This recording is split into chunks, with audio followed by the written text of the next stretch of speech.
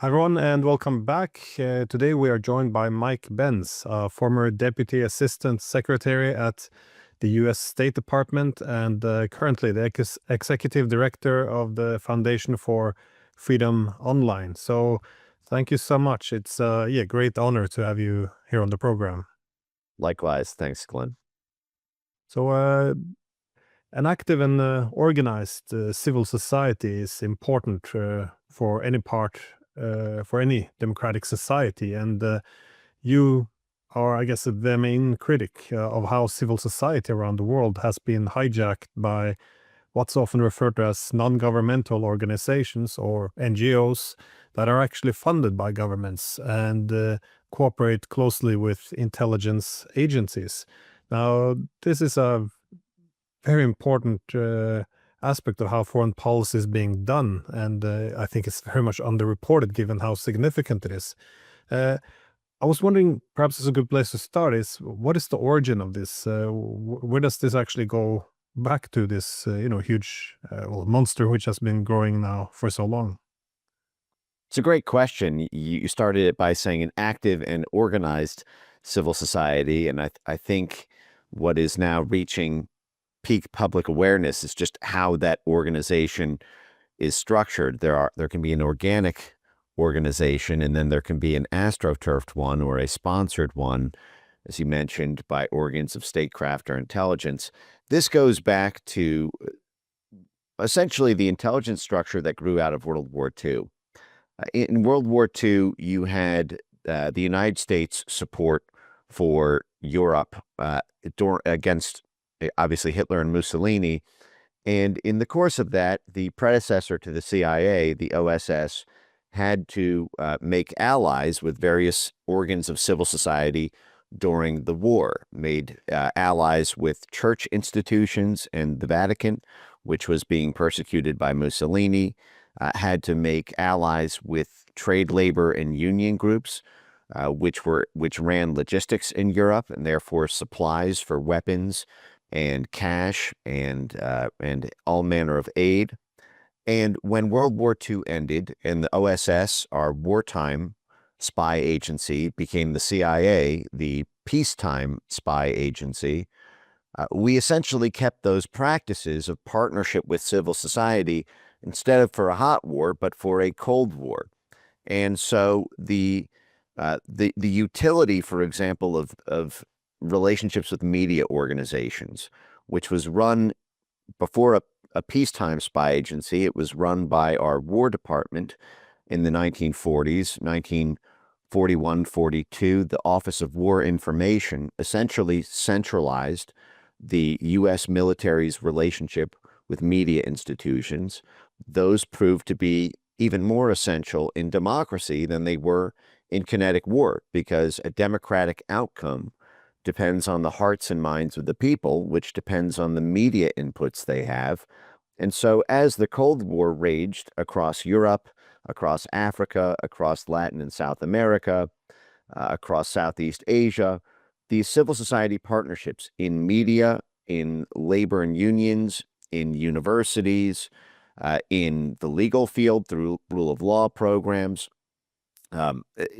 basically every institution in arts and culture, obviously, it became seen as a national security imperative to co-opt all parts of civil society in places that were of geostrategic interest to the United States.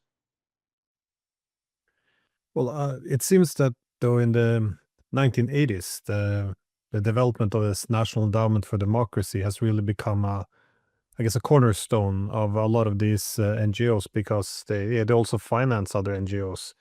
Now, I always found this to be fascinating, because with political propaganda, one often attempts to develop, mental shortcuts for having people interpret the world very simply as us being good, others evil. And of course, source credibility is always important, which is why the ability to advance a foreign policy through a humanitarian NGO is the ideal instrument, because now all geopolitics is simply a struggle for human rights and human dignity. But how significant, though, is the national endowment for democracy, and what do we know, I guess, about the origin and yeah, the purpose of it? So I'll address that, but I do want to codify, if you will, the point you just made about the credibility of NGOs. This is I think I have this quote memorized. This is from the CEPS program. It's the Consortium for Excellence in Political Process Strengthening. It is a joint program that is run by the State Department, sponsored by USAID, and technically implemented by the National Endowment for Democracy. So this is all three corners of that kind of intelligence front statecraft operation. They have a quote on this where they say, government has the money, but not the credibility. Civil society has the credibility, but not the money. And this is why the government must fund civil society to run its talking points for them, is essentially what they say. They are acutely aware, Glenn, of what you just described, and government documents and videos that I've made public corroborate that directly. But the story behind the National Endowment for Democracy is a fascinating one. As we discussed, in the 1940s, for example, in April 1948, the State Department policy planning staff put out a national security memo that was a predecessor to that, but it was called the Inauguration of Organized Political Warfare. It was written by George Kennan, who would famously give the CIA its plausible deniability powers 2 months later in NSC 10-2.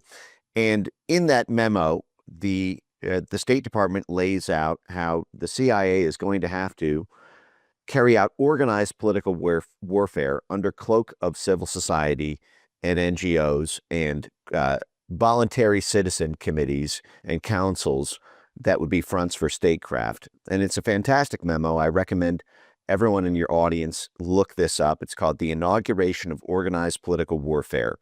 It was written 12 days after the CIA's first successful regime change operation, or I should say election rigging operation. It was the Italian election in 1948, the first democratic vote after World War II in Italy, which pitted a US-UK-backed pro-democracy candidate against a Soviet-backed pro-communist candidate. This is how it was pitched.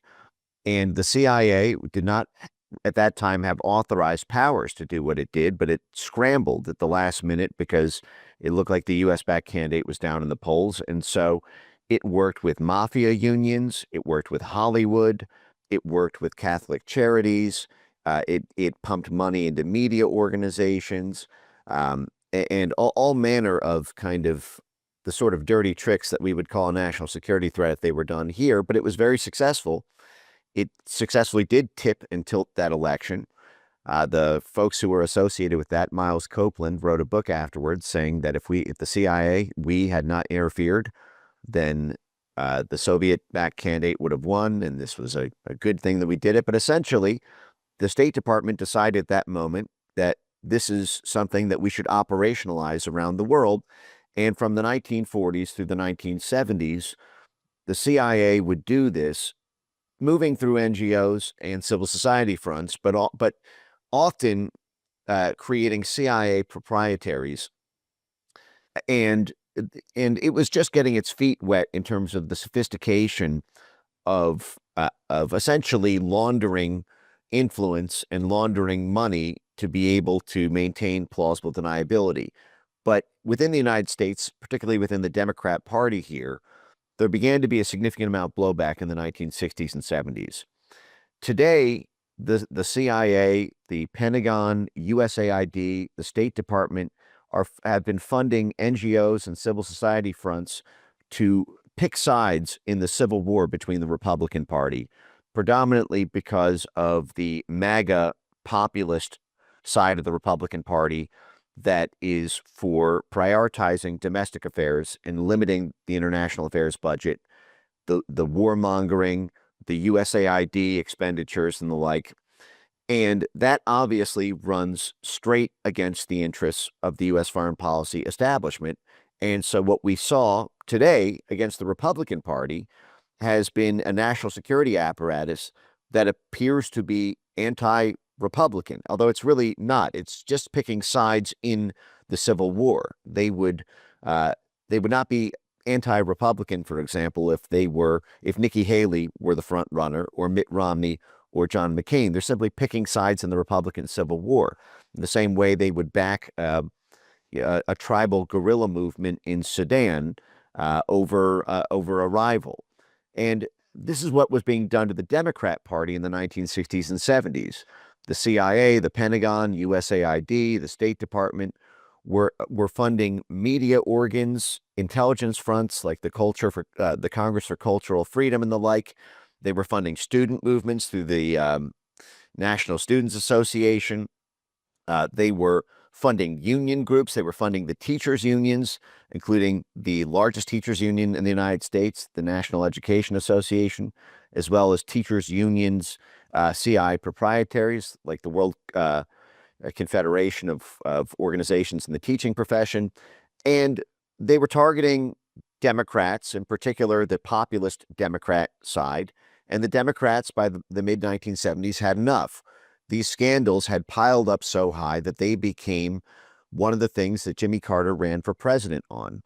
There was the first oversight in Congress of the CIA in its entire history in 1975, 1976, the Church Committee and Pike Committee hearings. Those are what established the Senate Intelligence Committee and the House Intelligence Committee here. Jimmy Carter won the presidency in 1976 on the back of CIA malfeasance, and quickly had his new CIA director, Stansfield Turner, fire 30% of the entire operations division of the CIA.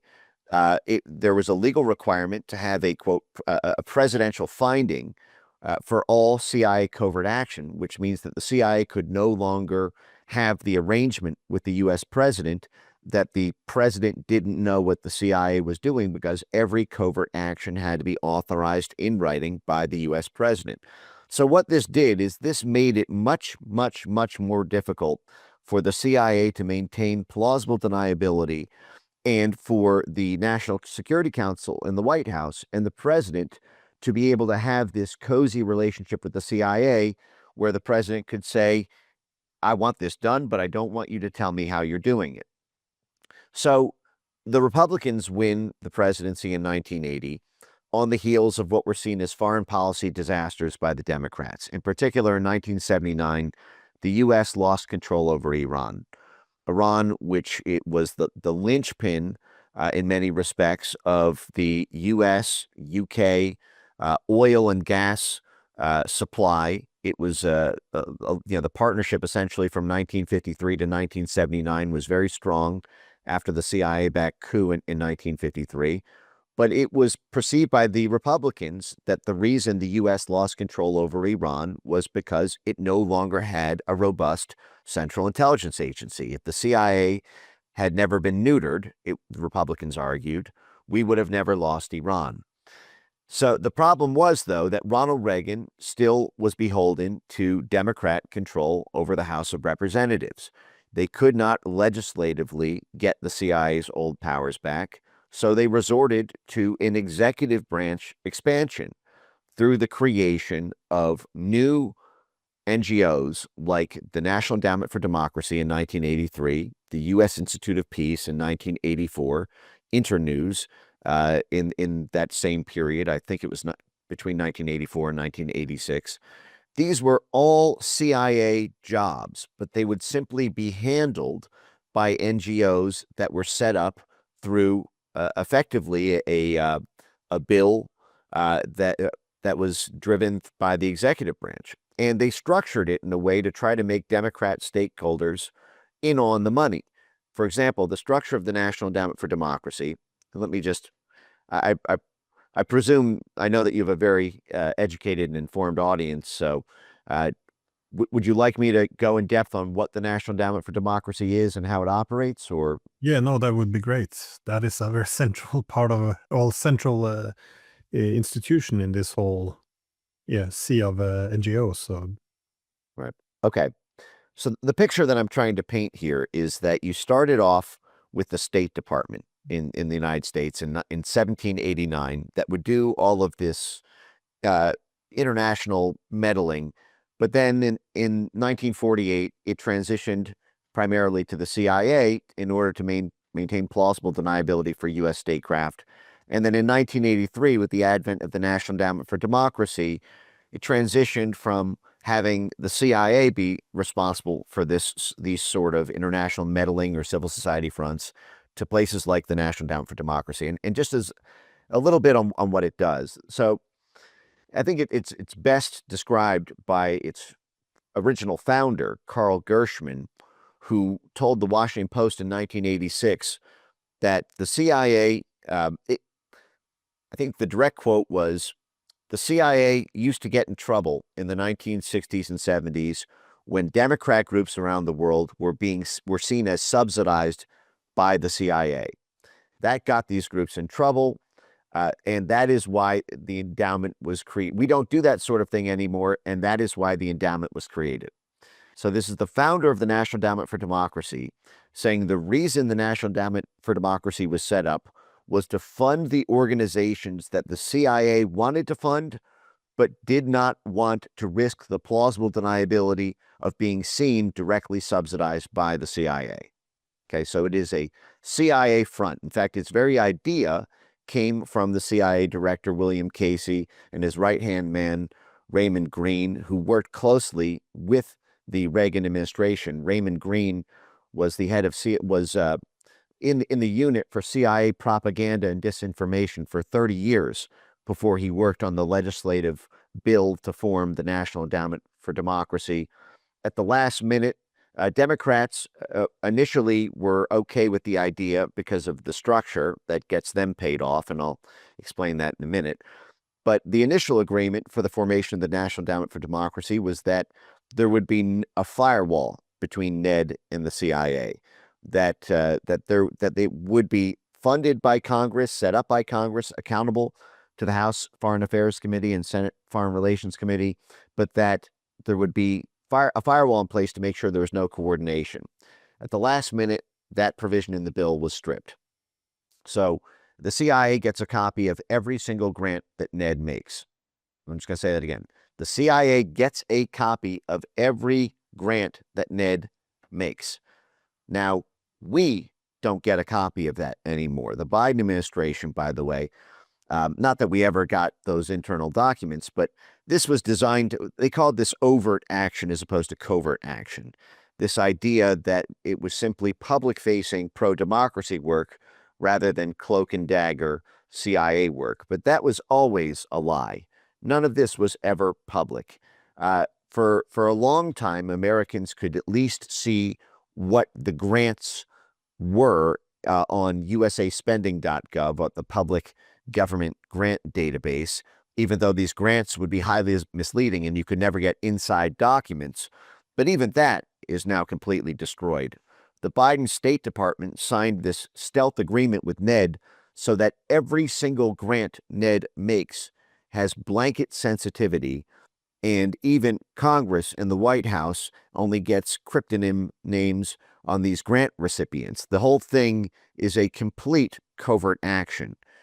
This is so American taxpayers are paying for this, but since 2022, not a single NED grant is publicly visible. The whole thing is now moved completely into the secret intelligence sphere while trying to hold itself out as some sort of public-facing pro-democracy group. The lies and contradictions are simply at fever pitch now, which is one of the reasons that there is this budget fight and showdown between the Trump administration and the foreign policy establishment on this. But let me break down the structure of NED and how it works so you can see just how wide-spanning this is.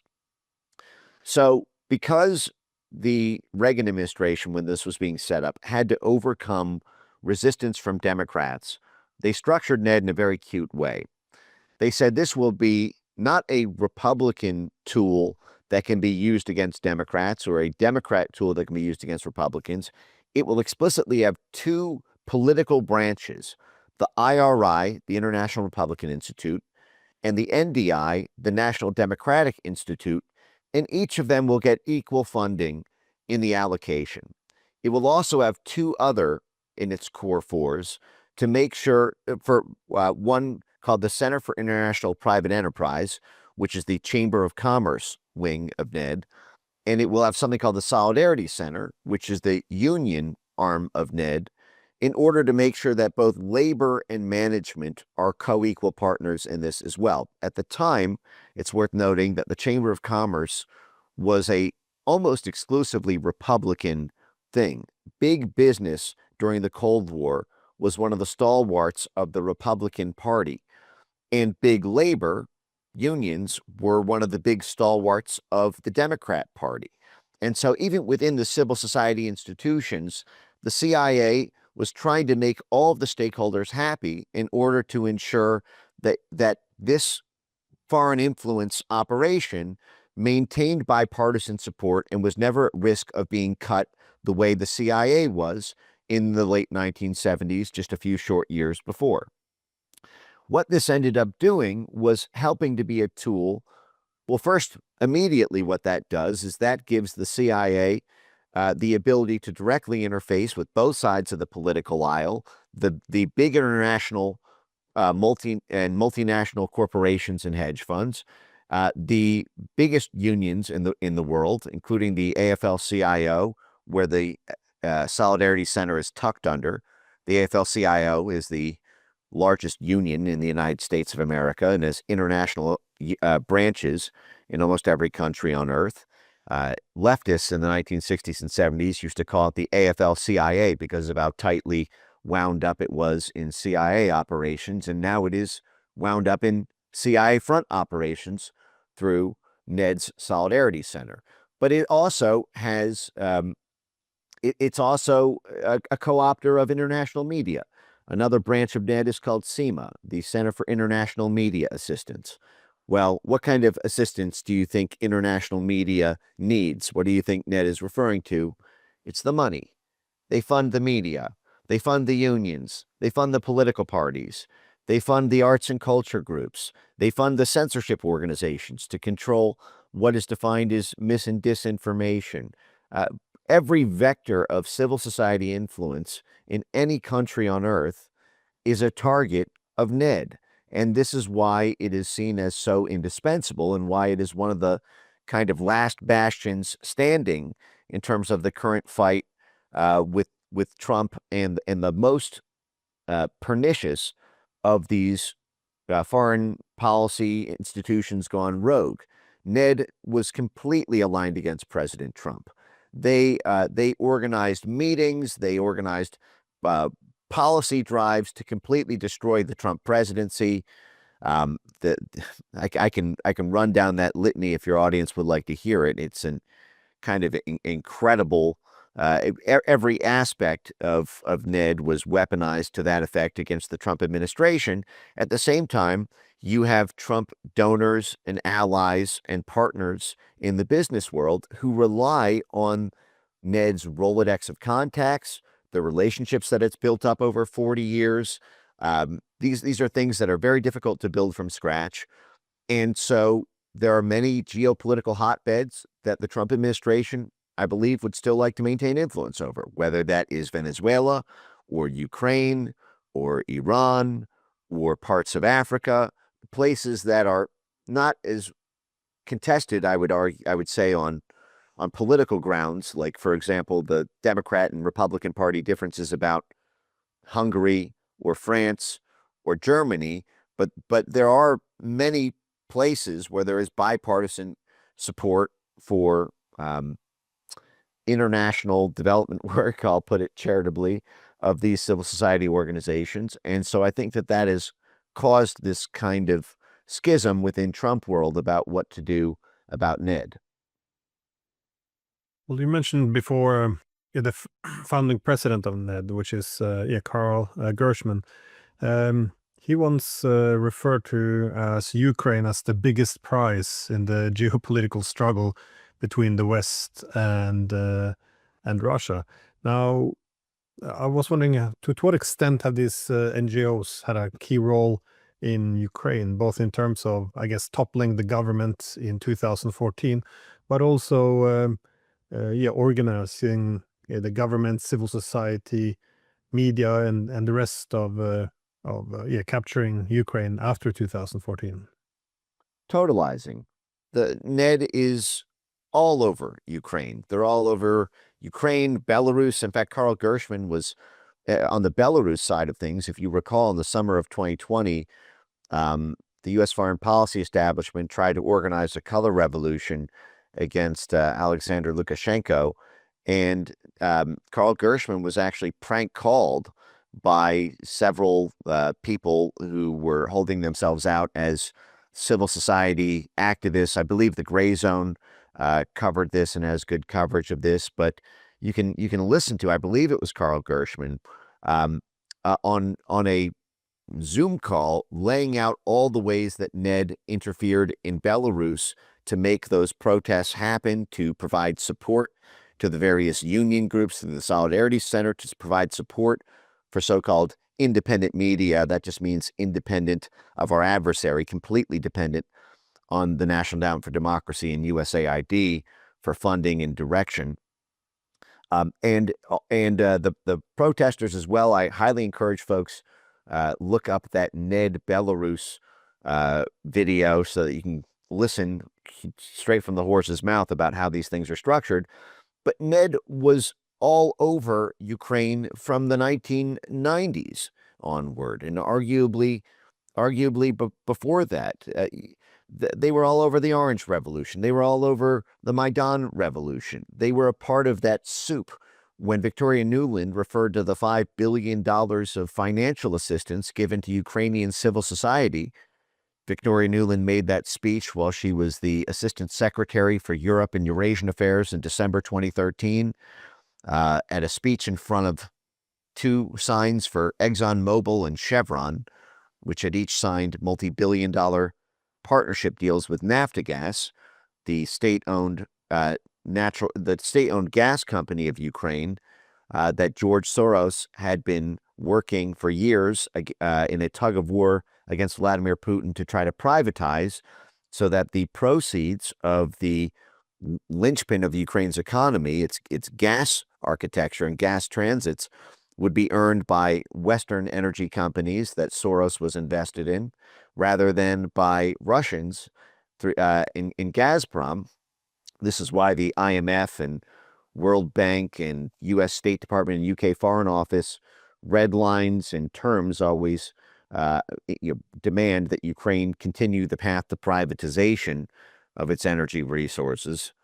Maybe a separate aside, but Ned effectively operates as a kind of private CIA for the Soros enterprise, and the State Department goes along with it because Soros is the single largest donor to the Democrat Party.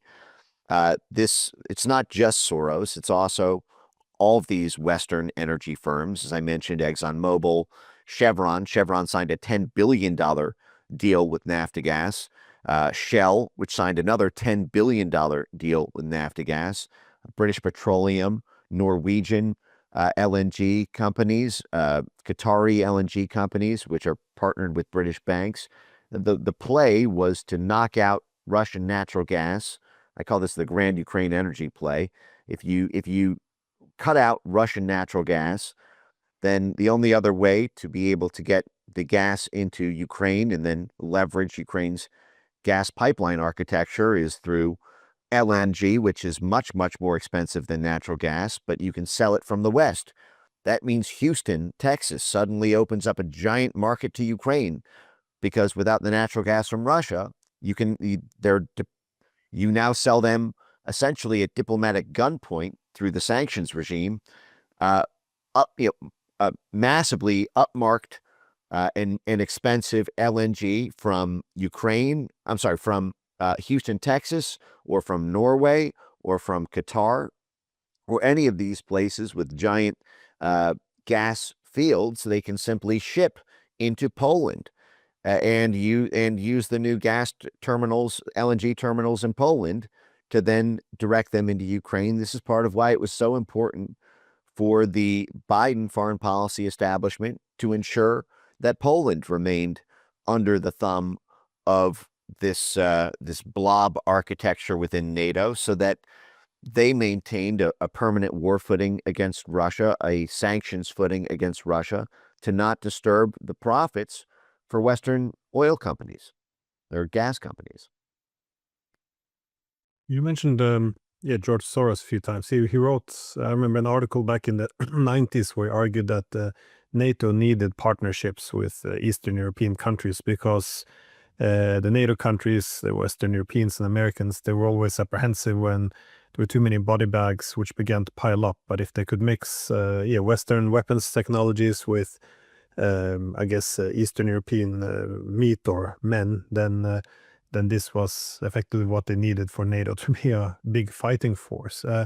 But I did want to ask you, because George Soros is always mentioned as a very key player, indeed, as someone financing the Democratic Party and the open society. It's these NGOs which he operates, they seem to work very much hand in hand with the U.S. government.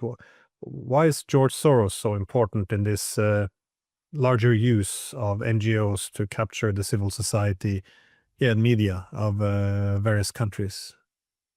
Well, it's because he's the single largest political donor to Democrat political campaigns. For example, in the last election cycle, he gave $100 million to Democrats. The second largest donor was only $40 million.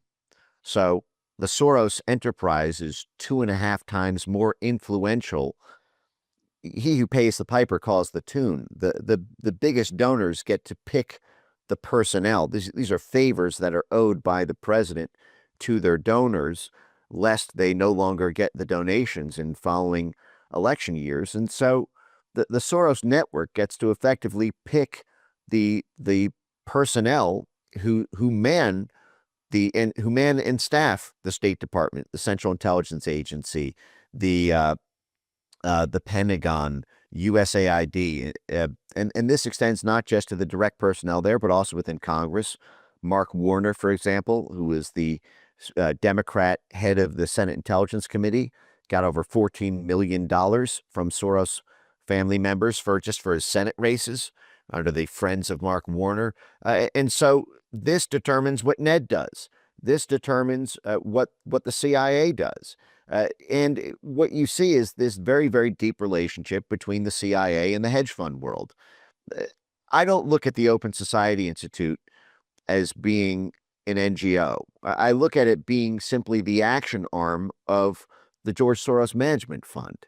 Whenever you see a Soros protest or a Soros political push in Latvia, Lithuania, Estonia, Mongolia, you name it, you can bet that there is a Soros portfolio company that the Soros hedge fund is either long or short on, that Open Society Institute action is designed to maximize the profits of. Now, it's important to understand that Soros is not the only person who's involved in this game. It's hard to find a hedge fund in the United States, or a private equity fund, or an alternative asset fund, or a London banker who's got billions of dollars of assets under management, who does not play this political influence game to some extent.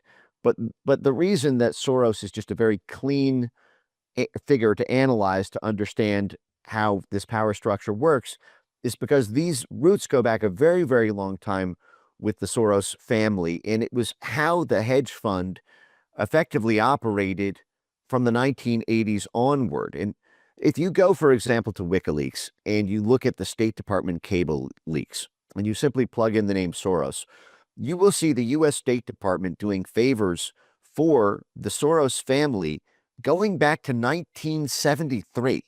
This is how long this has been going on. George Soros had an older brother, Paul Soros, who is a magnate in shipping, freight, infrastructure, port development in the Cold War, 1973. This is before the Church Committee hearings in 75 and all of this. And you can simply read WikiLeaks emails of State Department cables with U.S. embassies in Iran and Gabon working to make sure that Paul Soros lands the contracts for infrastructure and port development deals in Iran, in Africa. And this again, when Iran was under U.S. and British vassalage in the 1970s, pre-revolution.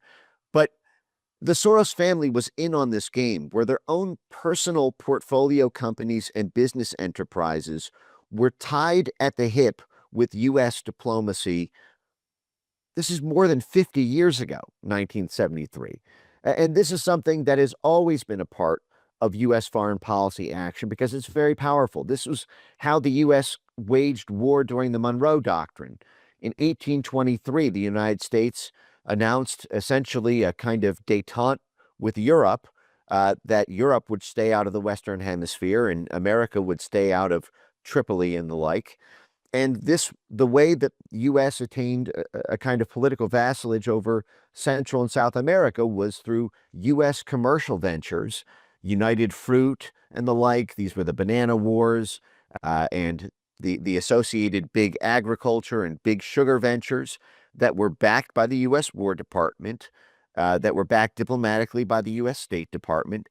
And so you had this kind of trickle-down economic theory way before Reagan, this idea that that Americans will have cheap bananas and cheap sugar and these bountiful supply chains that would be administered by and taken over by U.S. private companies, but that would be protected and secured as a market by the U.S. War Department and the U.S. State Department, long before we ever had a CIA, long before we ever had a USAID.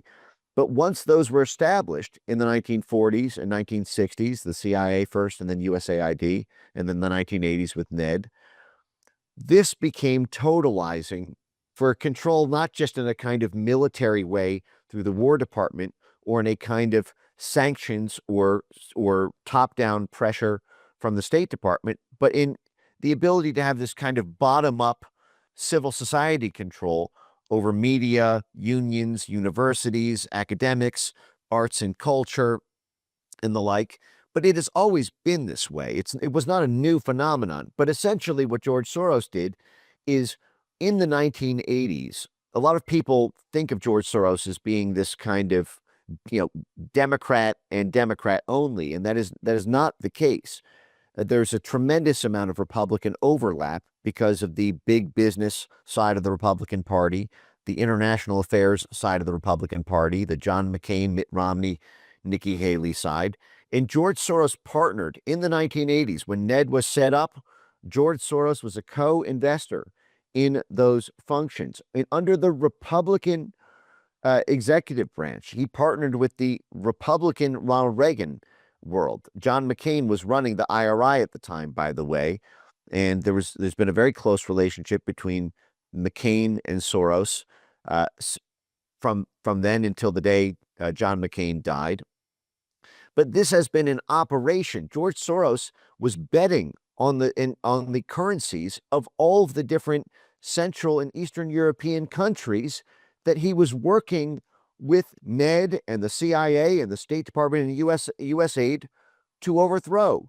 So he has insider trading knowledge.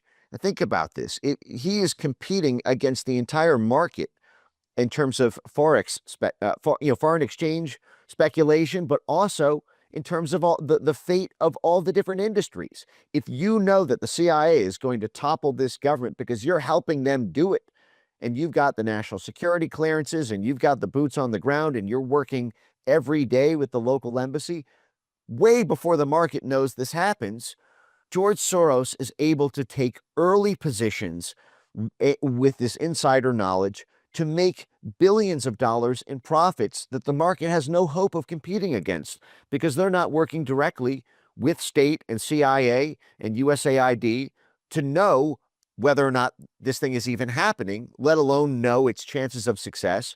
But this happens today with folks like Tom Donilon. Tom Donilon is the chairman of the BlackRock Investment Institute. Before that, he had never worked a day in his life. He was the national security advisor for Barack Obama. He was a high-ranking State Department official in the 1990s, helping on NATO expansion. He won the CIA Directors Award. And according to the New York Times, he was Joe Biden's first pick to be CIA director over Bill Burns.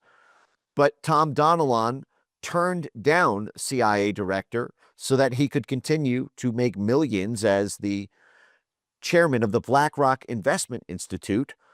Meanwhile, Tom Donilon's brother, Mike Donilon, was the #1 senior advisor to Joe Biden in the White House and had been Joe Biden's senior advisor since 1986.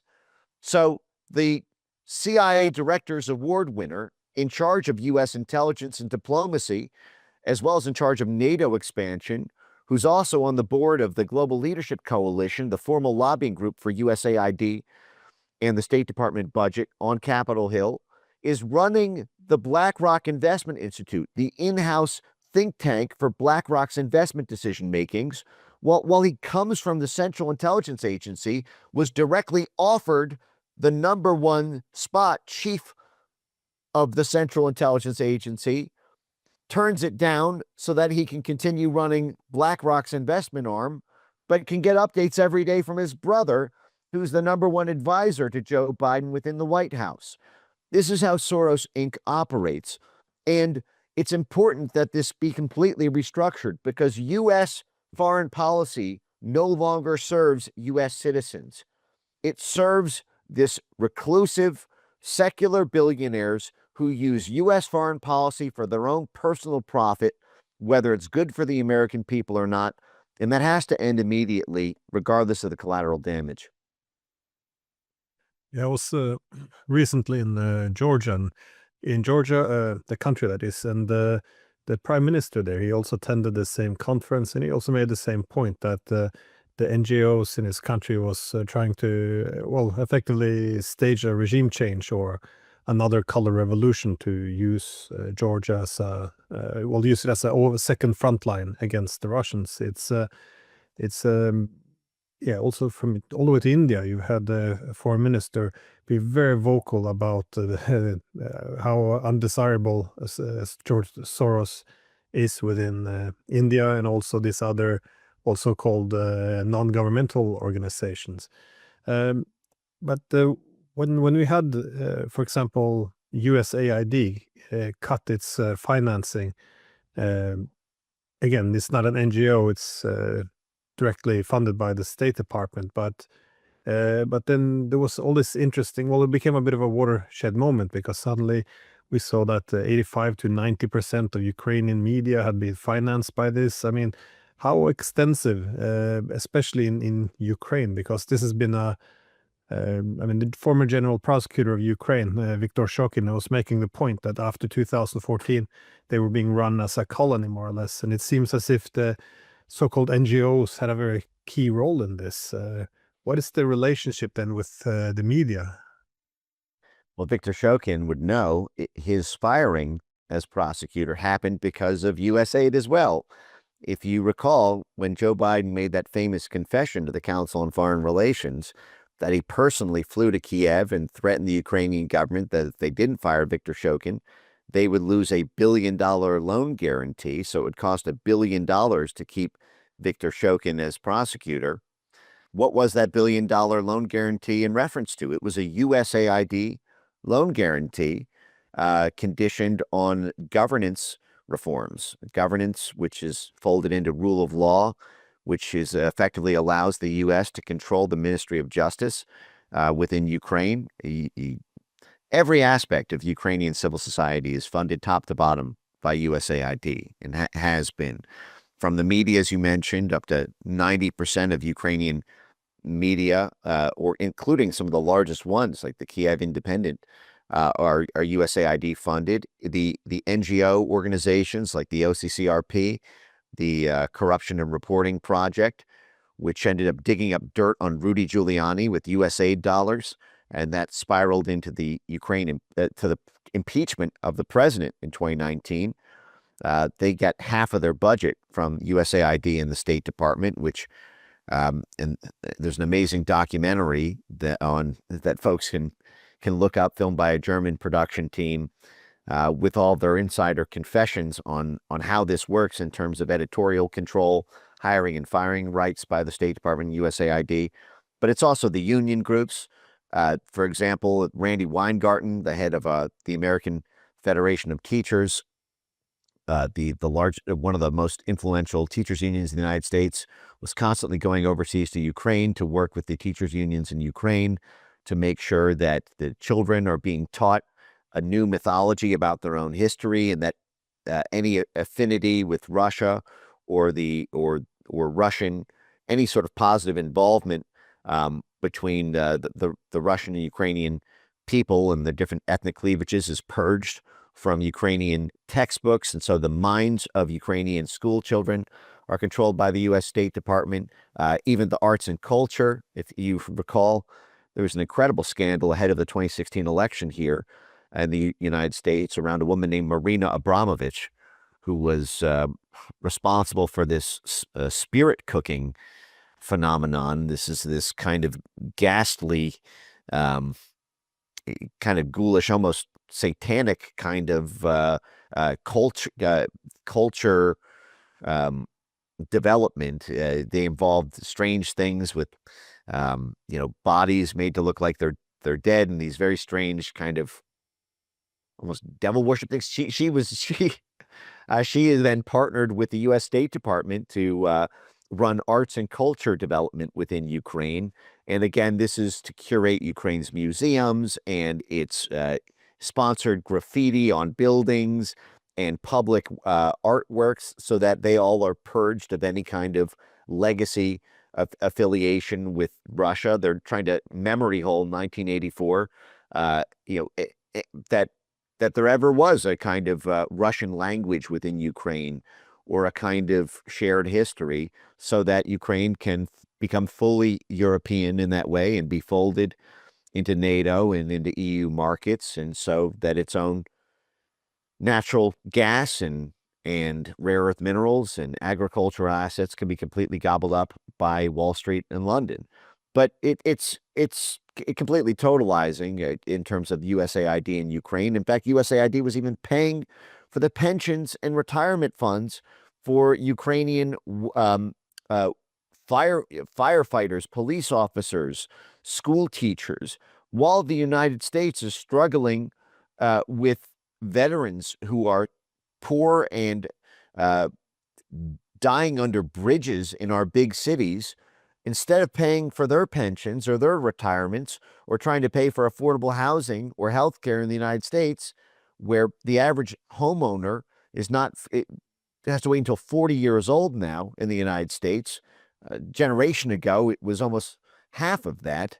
The USA, that money is going so that I think it was $15 billion in USAID funding to Ukraine alone could pay off the agriculture workers, the pensions, the government employee salaries of folks in Ukraine.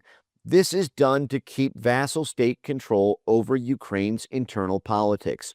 They don't want, the money is the hook to keep them voting for that system. We call it hearts and minds work, this kind of influencing domestic groups, but it's not really hearts and minds. It's hearts and minds and cash.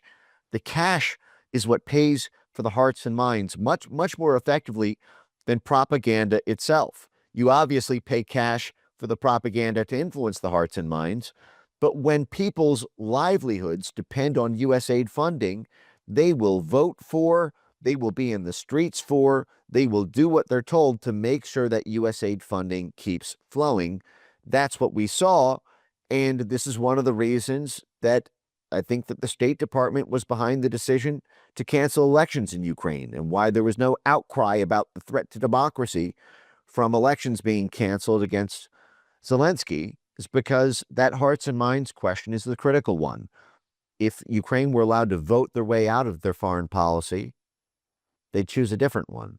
And the U.S. State Department, to date, has not wanted to allow that to happen. Well, the Ukrainians did have an opportunity, though, to vote their way out of this conflict. In 2019, they actually voted 73% in favor of Zelensky's peace platform. And this was all effectively make peace with Donbass, make peace with Russia, implement the Minsk agreement, allow people to speak their own language in the eastern parts of Ukraine, that is the Russian speakers. But This is why I also thought it was fascinating, because at this time it wasn't just all these fascist groups which threatened him quite openly, Zelensky, but it was also complemented by huge pressure from NGOs such as the Ukraine Media Center. What do you know of the Red Lines memo? Because they did essentially ban him from doing anything that the vast majority of Ukrainians had voted for. I was actually just going to bring that up and read that out loud. Oh, well. So this is in May 20.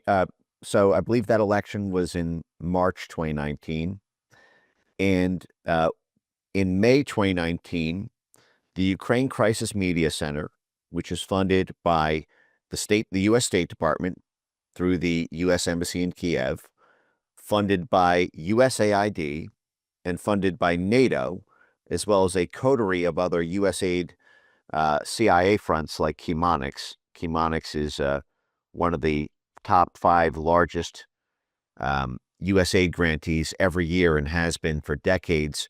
It is its founder told the press that he set up Chemonics because he had always wanted to do 2 things: make the world a better place and have his own private CIA. This is USAID's I think their second largest grantee every year.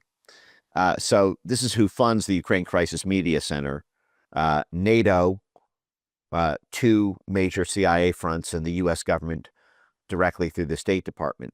So the Ukraine Crisis Media Center is a conglomeration of all effectively USAID-funded media within Ukraine. It has, so what they did is what they normally do in this. They get together all their different minnows to form a giant shark of a threat. So they got together 70 media and NGO organizations, 70 of them, within a month and a half of Zelensky's election. So again, Zelensky was voted in, I believe, in March. I think he took power in April 2019. And in May, the very next month, he gets this famous Red Lines memo. So again, it had only been a month since he had taken office. And here's how it begins. As civil society activists, again, as USAID-sponsored pawns for US, UK, NATO foreign policy, we present a list of red lines not to be crossed. And they actually put red lines not to be crossed in direct quotes. Should the president cross these red lines, such actions will inevitably lead to political instability in our country and deterioration of international relations. Now, if you speak State Department, instability is quite a word to use there. Instability was the only reason Zelensky was in office in the first place. Instability is what got Viktor Yanukovych out of office in a color revolution. Instability is people in the streets, police cars being lit on fire, bulldozers being driven over railways so that freight can't be transferred. Instability is the National Endowment for Democracy spending $80 million buying protesters. Instability is a shutdown of your government. Instability is the ouster of your government in a color revolution. So the Ukraine Crisis Media Center, aka NATO, USAID, the State Department, and CIA contractors like Chemonics are effectively telling Zelensky, here are 20 red lines you shall never cross unless you want us to overthrow you in the same kind of destabilization revolution that allowed you to rise to power in the first place. Now I'm going to read a few. So they give about 7 or 8 different categories of red lines that Zelensky is not allowed to pursue as a policy initiative. So first is security issues. Holding a referendum on the negotiations format to be used with the Russian Federation on principles for a peaceful settlement. Now again, this is directly sponsored by the U.S. Embassy in Kiev. This is directly sponsored by NATO. This is directly sponsored by USAID. And they are forbidding the newly elected president of Ukraine, who, as you mentioned, ran on a peace platform, from pursuing a peace settlement with Russia. This is the State Department, USAID, the CIA, and NATO immediately, month one, blocking the democratically elected president from fulfilling the thing he ran on to win the Democratic vote. From the outside, sponsoring 70 undersigned signatories from the inside of Ukraine. This is creating this monster within Ukraine so that it looks like it comes from Ukraine, but the money is all coming from outside Ukraine to do the bidding of the foreign policy consensus outside of Ukraine. The second on the red lines list, conducting separate negotiations without the participation of Ukraine's Western partners with the Russian Federation. Members of the occupation authorities and their armed groups and gangs in the temporarily occupied territories of Donetsk and Luhansk Oblast, Crimea, and Sevastopol.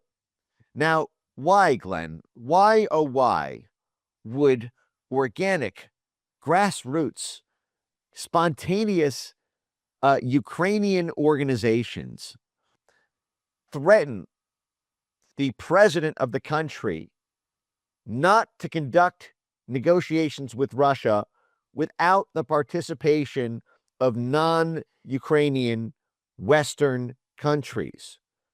This makes no sense unless you account for the fact that these groups are sponsored by those very, quote, Ukrainian Western partners. So while the media reports this as being Ukrainian NGOs, these are little marionettes of the CIA, the State Department, USAID, the British equivalents in NATO, and they are threatening them not to include their sponsors. It's an outrage. The third red line, fulfilling the ultimatum requirements demanded by the aggressor state or achieving compromise with the Kremlin at the cost of making concessions to the detriment of national interests, national sovereignty, territorial integrity and order, and independent domestic and foreign policies of Ukraine. So, essentially, this is any appeasement whatsoever. This is basically holding a gun to the brand new president of Ukraine, saying, if you decide if you, who have the democratic mandate by a long shot of the election that you just won, if you decide in your discretion that it's worth compromising with Russia because 5 years earlier we had overthrown the Ukrainian government, and that's what triggered the Crimea referendum in the breakaway states in eastern Ukraine, well, you can't do that anymore. You can't negotiate with Russia. You definitely can't negotiate without us being present. You can't hold a referendum with the Ukrainian people, deferring to what the Ukrainian people vote to do. And then the fourth one, inhibiting the implementation of security and defense policies outlined in the Strategic Defense Bulletin in Ukraine, or delaying or sabotaging or rejecting the strategic course for EU and NATO membership. This is the U.S. State Department, USAID, and NATO threatening to regime change Zelensky within a month of him taking office if he does anything to delay or reject his own country from being swallowed up by the EU and NATO. This is NATO accession by gunpoint, by political gunpoint. Foreign policy issues, reducing political dialogue and destroying bilateral institutional mechanisms for cooperation with European and Euro-Atlantic partners. Again, the very people sponsoring 70 different coordinated civil society groups within Ukraine, threatening to destabilize the country if they don't do it.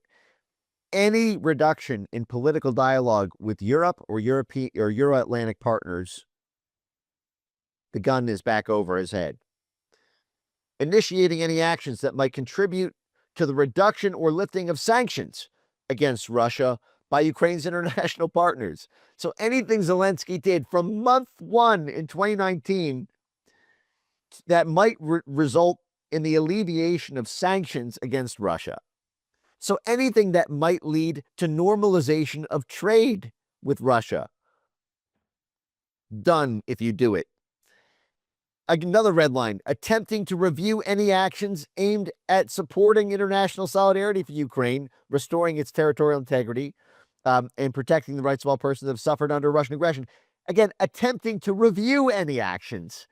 Zelensky was not even allowed by the U.S. State Department, USAID, or NATO to even review anything that had been done in the intervening 5 years in terms of the international network of support and actions around international partnerships. Wasn't even allowed to investigate it. They're protecting their own crimes. And I can go on. Economic issues. Another red line. Any implementation of policies against existing agreements with the International Monetary Fund and other foreign partners. Any attempt to challenge the bankster gangsters who are privatizing Ukraine's industries and cutting them up to be sold at fire sale prices to the George Soros clan and to Wall Street in London. Any renegotiation with the IMF, any attempt to have your own national sovereignty, can't do that either. Exerting pressure on regulators as opposed to supporting reforms to strengthen their independence. Okay, so making sure that essentially the IMF and the NGOs maintain total control over the regulatory groups. But it goes on, and it includes in cultural issues any attempt to review the Russian language law, any attempt to allow the Russian-speaking language on Ukrainian TV or in Ukrainian schools. So USAID, through its money gun, the State Department, through its sanctions arm, NATO, through its military and security network, as well as its civil affairs branch, they had Zelensky by the balls from month one that not a single thing, whether it's culture, media, trade, security, economic policy, or energy policy, every single thing was blocked under threat of him being cooed out of office the same way Yanukovych was. Ukraine never got to vote for a president. The only thing they could vote for after 2014 was which puppet would do the bidding of the blob. Yeah. No, I remember I criticized these NGOs, the role in Ukraine, and the same NGO, the Ukraine Crisis Media Center, you just referred to, they even had an article about me under the title Kremlin Shady Horses. That this is, again, and then you go up to the donor list to see who's financing it, and on top of it, I find my own government, which is incredibly creepy because they would never do this directly, this kind of smearing, but as long as you do it through a NGO, then it's okay. So it's no. Well, and let me tell you, there was probably pressure on your government by the U.S. State Department to invest in this. This is a very, very common thing. The U.S. State Department will work with the Ministry of Foreign Affairs in Norway or Finland or Germany. And a lot of these, Norway, for example, was one of the biggest benefactors of this war because of the oil exports the oil and gas exports that completely took over the Russian market because of these sanctions policies. And so you're going to have the same sort of internal forces in terms of the Chamber of Commerce, in terms of the domestic energy players who are going to invest in the politicians. They are going to lobby for the government to support this thing. And if the government still doesn't want to do it, the U.S. State Department will condition various trade or security arrangements on them being a co-investor in these sorts of projects. That's how you see this kind of big coalition that tends to support this. But that is exactly what was done, and these are the same forces that tried to take out Trump and effectively took out Trump from 2016 through 2020 in the United States. David Kramer, for example, was deeply associated with the Ukraine Crisis Media Center. He's the one who effectively kicked off Russiagate by funneling the Steele dossier to BuzzFeed, which then this was something that had been rejected by other U.S. media outlets because it was deemed non-credible. But David Kramer from the Ukraine Crisis Media Center, funded by USAID, the State Department, NATO, the governments of Norway, Germany, the like, This is the exact Ukraine Crisis Media Center who kicked off Russiagate. And again, that was all because they wanted red lines against the American president the same way they put red lines on Zelensky. They did this because Trump threatened to leave or scale down involvement with NATO. And he ran on détente with Russia and said that they weren't really the enemy China was. And so you had all these billions of dollars of investments by George Soros and Bill Browder and the whole Chamber of Commerce in Eurasia. They were terrified they'd lose control without Trump continuing to provide billions of dollars of support post-2014 to the Ukrainian Ministry of Defense to recapture the eastern Ukraine oblasts and Crimea, that these would be breakaway states forever. Trump had crossed the red lines. So they Russiagated him with the Ukraine Crisis Media Center the same way they did to Trump, the same way they did to Zelensky. Well, Mike Benz, already taken too much of your time. So, yeah, thank you so much for your insights on this. I think, again, this is a topic which is often ignored. But if you look at the literature, the role in the color revolutions, what was done thereafter, I mean, the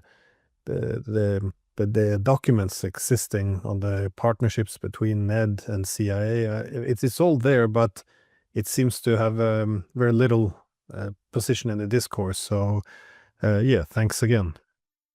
Thank you, Glenn. Hope to talk again.